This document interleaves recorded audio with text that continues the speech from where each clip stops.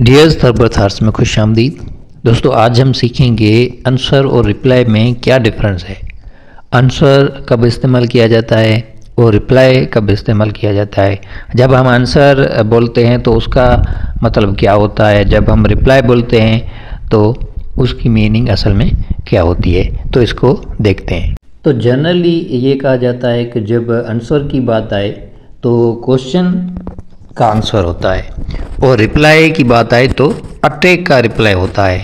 Very simple, reply जो है वो पॉजिटिव या नेगेटिव आ सकता है, लेकिन आंसर जो है वो जो चीज़ पूछी जाती है वही दी जाती है। So answer is used to imply something which serves the purpose for which it was said, which satisfies the questionnaire, whereas a reply is something said in return to some question or attack. So very simple, answer जो होता है वो question का जवाब होता है, लेकिन जो क्वेश्चन में पूछा गया है उसकी सेटिस्फिकेशन के मुताबिक ही जवाब दिया जाए तो उसको हम कहते हैं आंसर। मिसलन आप एग्ज़ाम देते हैं, कमीशन के पेपर्स देते हैं, तो कमीशन में जो पूछा जाता है वो ही लिखा जाता है। ऐसा नहीं है कि एक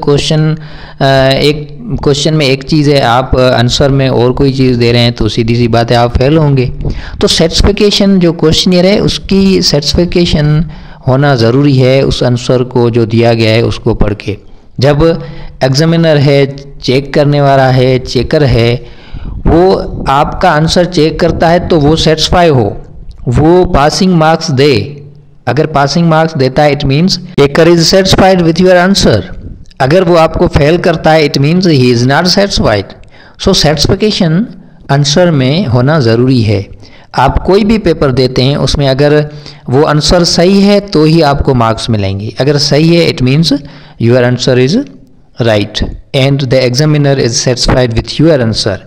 अगर रिप्लाई की बात की जाए तो रिप्लाई में आपका जो है वो नेगेटिव रिप्लाई भी हो सकता है, पॉजिटिव भी हो सकता है, और जो रिप्लाई है उसमें सेटिस्फिकेशन ज़रूरी नहीं है। इसको समझने के लिए हम एक और एग्जांपल ले लेते हैं। पार्लियामेंट ऑफ पाकिस्तान या कोई भी सूबे की असेंबली है, नेशनल असेंबली, सेनेट, उसके अगर आप सेशंस सुनते होंगे, देखते होंगे, तो उसमें ये अक्सर तौर पे होता है जो क्वेश्चन आवर होता है। तो क्वेश्चन आवर में क्या होता है, एक मेंबर जो है वो सवाल पूछता है कंसर्न डिपार्टमेंट के मिनिस्टर से, और वो जो कंसर्न डिपार्टमेंट का मिनिस्टर होता है वो उसका रिप्लाई देता है। अगर सवाल पूछने वाला कहता है कि ये आपका रिप्लाई मेरे सवाल का आंसर नहीं है, क्या सवाल पूछने वाला कहता है, क्योंकि रिप्लाई जो है, रिप्लाई भी क्वेश्चन का होता है और आंसर भी क्वेश्चन का होता है, लेकिन रिप्लाई आता है कंसर्न डिपार्टमेंट के मिनिस्टर से, लेकिन सवाल पूछने वाला वो ये कहता है कि आपका जो रिप्लाई है ये मेरे सवाल का आंसर नहीं है।